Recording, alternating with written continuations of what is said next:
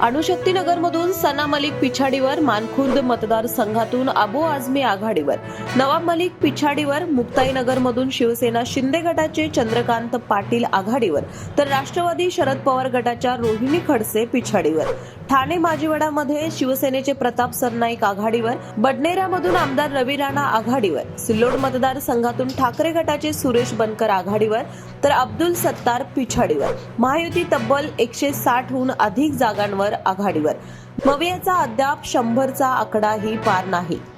अणुशक्तीनगरमधून सना मलिक पिछाडीवर, मानखुर्द मतदारसंघातून अबू आझमी आघाडीवर, नवाब मलिक पिछाडीवर, मुक्ताईनगरमधून शिवसेना शिंदे गटाचे चंद्रकांत पाटील आघाडीवर, तर राष्ट्रवादी शरद पवार गटाच्या रोहिणी खडसे पिछाडीवर, ठाणे माजिवडामध्ये शिवसेनेचे प्रताप सरनाईक आघाडीवर, बडनेरामधून आमदार रवी राणा आघाडीवर, सिल्लोड मतदारसंघातून ठाकरे गटाचे सुरेश बनकर आघाडीवर, तर अब्दुल सत्तार पिछाडीवर, महायुती तब्बल 160हून अधिक जागांवर आघाडीवर.